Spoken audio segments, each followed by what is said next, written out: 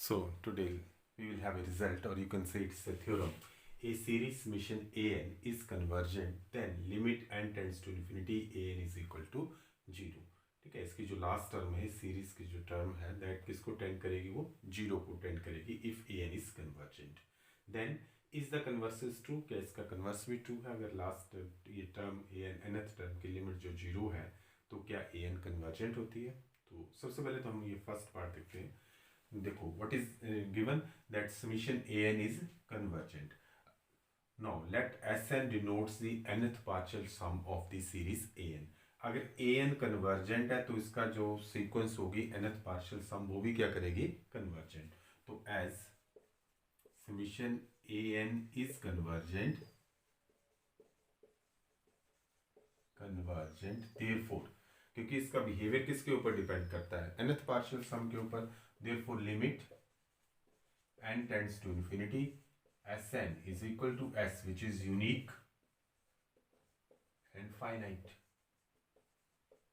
ये एग्जिस्ट करेगी S को, इसका सम होगा कुछ, तभी ये सीरीज क्या करेगी, कन्वर्ज करेगी. Now what is Sn? now we can write Sn is equal to sum of first n terms of the series, which is a1 plus a2 plus a3 plus so on plus an minus 1 plus an. This denote the sum Sn. Then Sn minus 1, this is the sum of n minus 1 terms of the series, so which is a1 plus a2 plus a3 plus so on plus an minus 1. Okay. So this is Sn and this is Sn minus 1, means a1 से लेके an minus 1 तक क्या आ जाएगा, यहाँ तक आ जाएगा Sn minus 1. अगर मैं इन दोनों को सब्ट्रैक्ट करूँ, therefore I can write, इन दोनों को सब्ट्रैक्ट करूँ तो मुझे क्या मिलने वाला है, an. So therefore an is equal to Sn minus Sn minus 1. ठीक है, क्योंकि यहाँ तक ये सारी टर्म्स को अगर मैं ऐड करूँ तो ये मुझे क्या मिल रहा है, Sn minus 1. तो Sn minus Sn minus 1 is equal to an. तो यहाँ तक हम पहुँच गए. अब हम लेते हैं limit n tends to infinity दोनों तरफ. So taking limit n tend to infinity, what you will get, limit n tends to infinity an is equal to limit n tends to infinity Sn minus limit n tends to infinity Sn minus 1. तो देखो n infinity को tend करेगा तो ये n infinity को tend करेगा, तो Sn tends to infinity हमने क्या लिया हुआ है, S, which is unique and तो this is S. Similarly n tends to infinity n minus 1 भी किसको टेंड करेगा, इन्फिनिटी को. गेन इसकी वैल्यू क्या आ जाएगी, S. This is S. तो S minus S is equal to 0. तो therefore you will get limit n tends to infinity an is equal to 0. तो अगर सीरीज कन्वर्ज करती है then limit n tends to infinity an is equal to 0 होगी. Is the converse true? So converse true के बारे में हम देख लेते हैं. तो लिखिए, converse of the above theorem need not true. ठीक है, फॉर एग्जांपल, तो हमें इसका एक एग्जांपल देना पड़ेगा. ठीक है,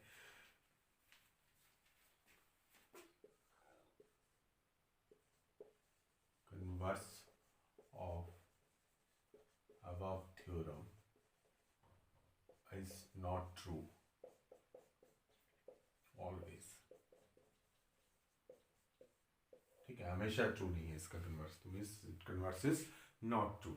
अब कन्वर्स इज नॉट ट्रू के लिए हमें एग्जांपल देना पड़ेगा. फॉर एग्जांपल एक सीरीज कंसीडर करते हैं 1 plus 1 upon under root 2 plus 1 upon under root 3 plus on plus 1 upon under root n and plus one. So this is a series, और ये सीरीज क्या बन जाएगी, this is nothing but summation 1 upon under root n and goes to 1 से लेके कहाँ तक जाएगा, इन्फिनिटी तक जाएगा. And what is an over here, nth term is 1 upon under root n. तो here an is equal to 1 upon under root n. ठीक है, and limit n tends to infinity an is equal to limit n tends to infinity 1 upon under root n which is equal to 0. तो limit तो 0 है, limit n tend to infinity an is equal to 0 है. अब हम देखते हैं ये series converge करती है या नहीं. तो लेट अस सी. यहाँ पे अब हम दोबारा से लिखते हैं व्हाट इज ए एन की जगह अब हम लिखते हैं nth partial sum S N is equal to 1 plus under root 1 upon under root 2 plus 1 upon under root 3 plus 1 upon under root and this is the S N nth partial sum of this series. इस series का ये है। अब हम देखते हैं कि ये तो 1 ही रहने देते हैं, प्लस इसको मैं लेता हूँ 1 अपॉन अंडर रूट एन, इसको भी 1 अपॉन अंडर रूट एन ले लिया, 1 upon under root N plus 1 upon under root N, ठीक है, plus 1 upon under root N. तो देखो हमने इस सीरीज को एक कम नंबर के साथ रिप्लेस कर दिया। 1 की जगह किससे रिप्लेस कर दिया? 1 अपॉन अंडर रूट एन से। 1 अपॉन अंडर रूट 2 को किससे रिप्लेस कर दिया? 1 अपॉन अंडर रूट एन के साथ। ये अब स्मॉल नंबर हो गया ना, ठीक है, 1 ग्रेटर था, 1 upon under root N small हो गया, 1 अपॉन अंडर रूट 2 ग्रेटर था, 1 अपॉन अंडर रूट 2 क्या हो गया? स्मॉल।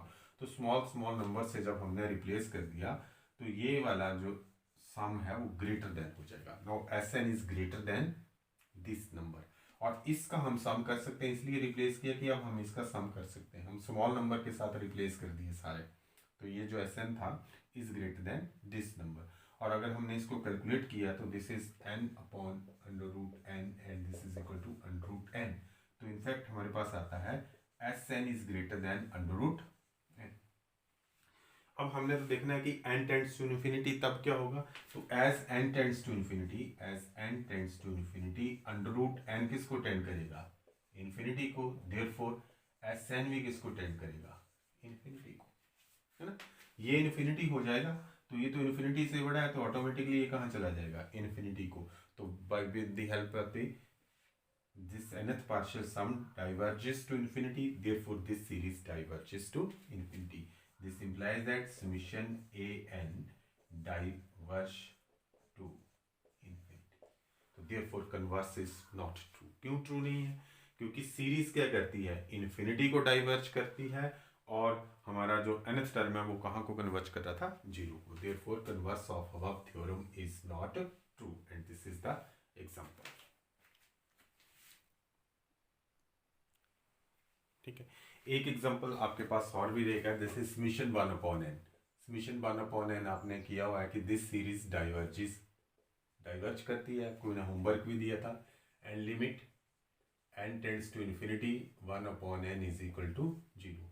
ये 0 है, लेकिन ये सीरीज क्या करती है? डाइवर्ज करती है। तो ये भी कन्वर्स नॉट ट्रू होने का एक और एग्जाम्पल आपके पास हो गया। अब हम देखते हैं discuss the convergence of the series N square 5n square plus 4। तो ये देखते हैं, इसमें ए एन है, here A N is equal to N square upon 5n square plus 4।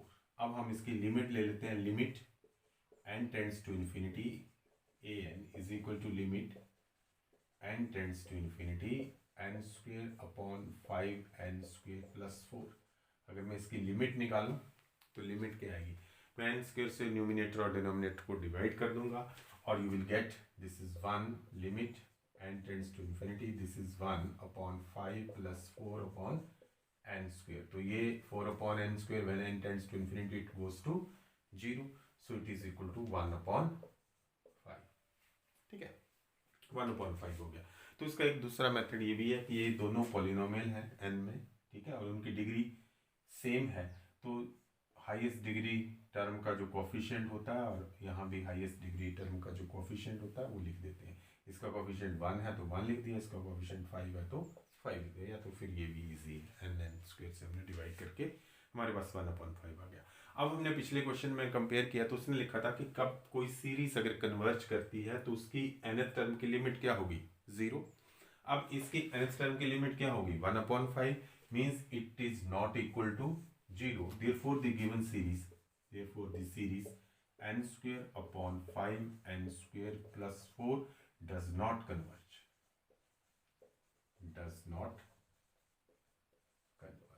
ठीक है। तो हमें एक टेस्ट मिल गया, हमें इसको nth टर्म टेस्ट भी कहते हैं। Note, if limit n tends to infinity a n is not equal to 0, then the series summation a n does not converge,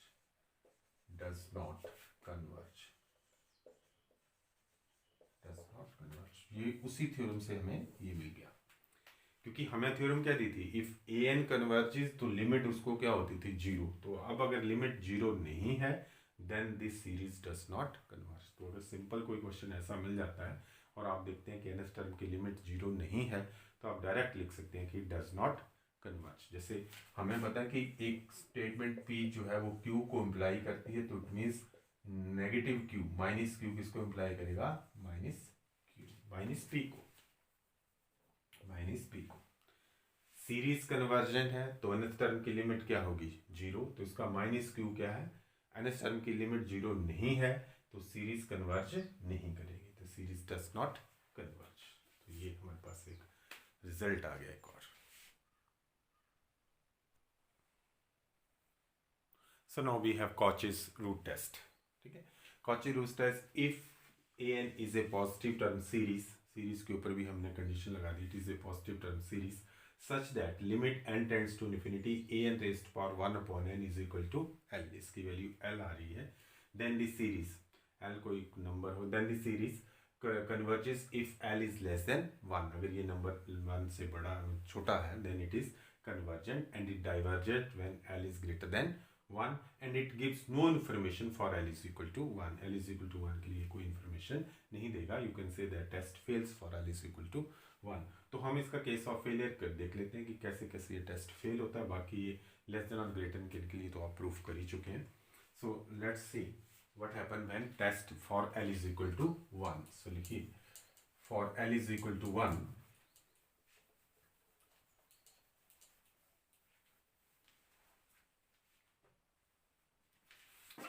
note test fails for l is equal to 1. Now consider two series. Consider series summation 1 upon n and summation 1 upon n square। क्योंकि हम दोनों का behaviour जानते हैं, summation 1 upon n diverge करता है and summation 1 upon n square converge करता है। This is A P series. तो पी टेस्ट से हमें ये पता है कि this is divergent series and this is A convergent series. अब हम इसके ऊपर कॉचेस रूट टेस्ट लगाते हैं फॉर समीशन 1 अपॉन n। ठीक है, इसके लिए करने जा रहे हैं limit n tends to infinity a n raised power 1 upon n is equal to limit n tends to infinity a n यहाँ पे कितना है, here a n is equal to 1 upon n, तो 1 upon n raised to power 1 upon n, that can be written as limit n tends to infinity 1 upon n raised to power 1 upon n, and this is equal to limit n tends to infinity। ये result हमारे पास है n raised to power 1 upon n, limit n tends to infinity is equal to 1, so this is equal to 1। ये 1 आ गया। But देखो ये कॉचेस root test हमने लगाया तो ये लिमिट कितनी आ गई, 1, बट दी सीरीज क्या करती है, ये डाइवर्ज करती है। Similarly for summation 1 upon n square, what is a n is equal to 1 upon n square. अब फिर से हम लिमिट लगाते हैं, limit n tends to infinity a n raised power 1 upon n, that is equal to limit n tends to infinity, what is a n 1 upon n square raised to power 1 upon n, that can be changed into limit n tends to infinity 1 upon n raised to power 1 upon n, और इसको मैं square कर देता हूँ, एक ही बात है। ये स्क्वेयर यहाँ ले गए 1 upon n, इसलिए क्योंकि ये लिमिट मुझे पता है, तो दिस इज 1 upon 1, ये लिमिट कितनी आ गई 1, और दिस का square, so this is equal to 1। तो in both cases the limit is equal to 1 in both the cases, but in both cases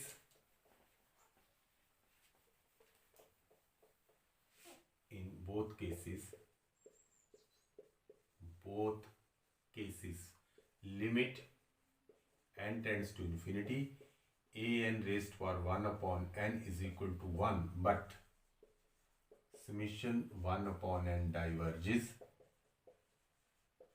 and summation 1 upon n square converges,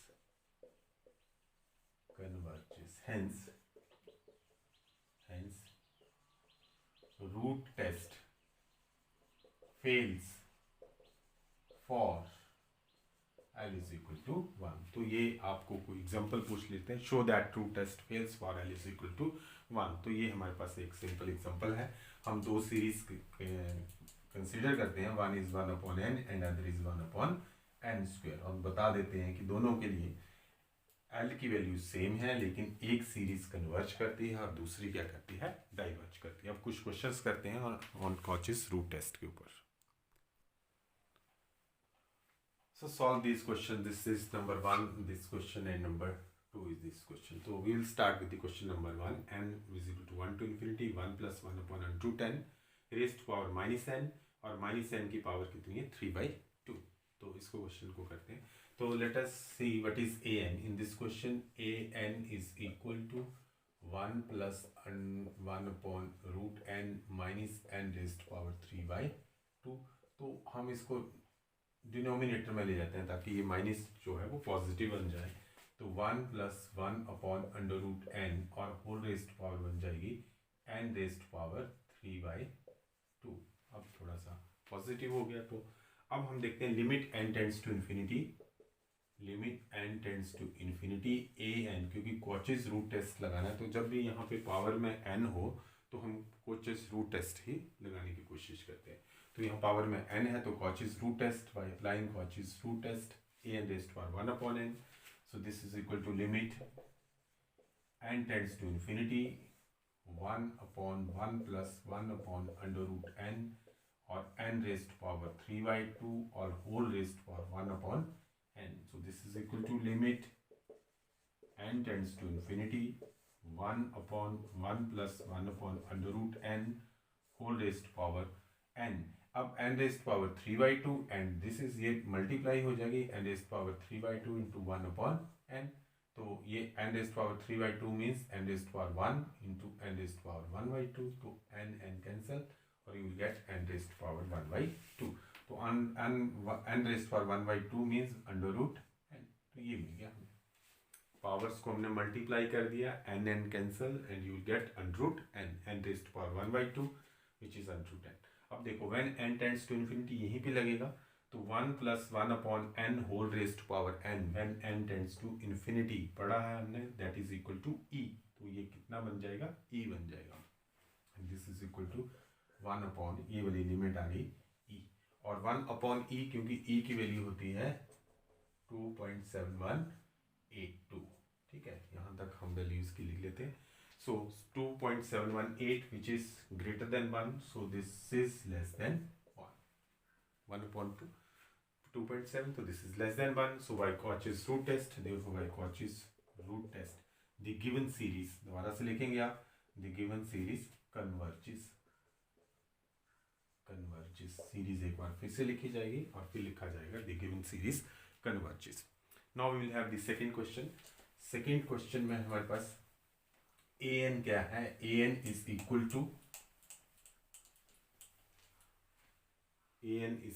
to यहाँ पे an is equal to n square plus 1 divided by 2n square plus 1। this is the an raised to power n।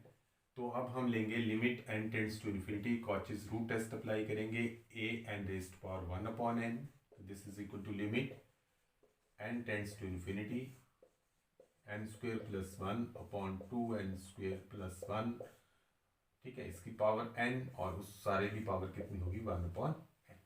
ठीक है, an की power 1/n, तो an की power 1/n। तो powers multiply हो गई और पावर्स मल्टीप्लाई होके क्या रह गया, 1 रह गया। सो आप लिख सकते हैं this is equal to limit n tends to infinity n square plus 1/2n square plus 1, क्योंकि ये दोनों पावर n इंटू 1/n, क्या मिल गया मुझे, 1। तो 1 लिख दिया। अब हमने n टेंड्स टू इन्फिनिटी करना है, तो एक तो सीधी सी बात है कि n स्क्वेयर से डिनोमिनेटर और डिनोमिनेटर को दोनों को डिवाइड कर दो। n स्क्वेयर से हमने इसको डिवाइड कर दिया, n स्क्वेयर से इसको डिवाइड कर दिया, या फिर पॉलिनोमियल्स हैं इन n, दोनों की डिग्री हाईएस्ट डिग्री, दोनों की डिग्री सेम है, तो हाईएस्ट डिग्री का coefficient this is equal to 1/2, तो this is equal to 1/2 and 1/2 is again, it is again less than 1। So जैसे ही लेस देन 1 हुआ, सो दिस इज कन्वर्जेंट। आप इसको, मैं ये देख रहा था कि आप इसको डिनोमिनेटर को इसको डिवाइड करते तो यहाँ पे n स्क्वायर से डिवाइड करते तो यहाँ से 1 आना था, यहाँ से क्या आना था n स्क्वायर, यहाँ n स्क्वायर से डिवाइड करते यहाँ 2 आना था, यहाँ कितना आना था n square. When n goes to infinity, this quantity will go to 0, this quantity will go to 0 and you will get 1 upon 2 which is less than 1. Therefore by Cauchy's root test, ये जरूर लिखना आपने last में, Cauchy's root test, the given series जो भी थी n square plus 1 upon 2 n square plus 1 whole raised power n converges. Positive term series है, ये सारी पॉजिटिव टर्म्स हैं, दिस कन्वर्जेस। दिस इज, एक और क्वेश्चन कर लेते हैं हम इसी का ही। सो देखिए ये क्वेश्चन हमें दे रखा, उसने 1/3 plus 2/5 rest power square plus 3/7 rest power 3।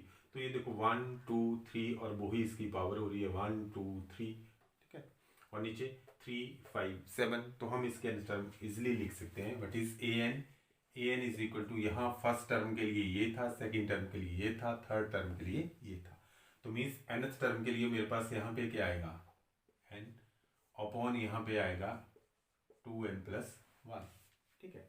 1 के लिए आ गया 3, 2 के लिए आ गया हमारे पास 5, तो this is n upon 2n plus 1 और होल रेस्ट पावर कितनी आ गई है जो n है, तो दिस इज n। तो अगर इसको लिखना चाहें तो ये ऐसे लिखा जाएगा n upon 2n plus 1 whole raised power n। ये तो n वेरी कर रहा है, जैसे अगर 4 होगा तो 9 होगा, तो ऐसे चल पड़ेगा। तो an जैसे ही हमने लिख ली तो उसके बाद कॉची, क्योंकि रेस्ट टू पावर n आ गया तो हमारे पास इजीली है कि हम इसको क्या लगा देंगे, कॉचीज रूट टेस्ट। तो limit n tends to infinity an raised power 1 upon n is equal to limit n tends to infinity an n upon 2n plus 1 whole raised power n, और ये कॉचीज रूट टेस्ट वाला 1 upon n। तो this is equal to limit n tends to infinity and n will cancel, it is n upon 2n plus 1। so आपको दिख रहा है कि limit 1/2 आएगी, और I can write it as limit n tends to infinity. अगर मैं इसको n से यहाँ भी डिवाइड कर दिया, n से ये डिवाइड किया तो ये 1 and 2 plus 1 upon n, dividing numerator and denominator by n। तो ये जैसे ही 1 upon n होगा, n इन्फिनिटी को टेंड कर जाएगा, ये किसको टेंड कर जाएगा 0 को, तो you will get 1/2 and 1/2 is again less than 1। Comparison हम किससे प्राप्त करते हैं, 1 के साथ। तो with the help of Cauchy's root test, this series, the given series क्या करेगी, ये less than 1, therefore it is converges. Converges क्यों कन्वर्ज करती है, by Cauchy's root test. So by Cauchy's root test given series convergent. तो इस तरह से क्वेश्चंस आपने और करने हैं। अभी हम और क्वेश्चंस करेंगे कॉचीज रूट टेस्ट के, फिर हम शुरू करेंगे ratio test. That's all for today. Have a good day.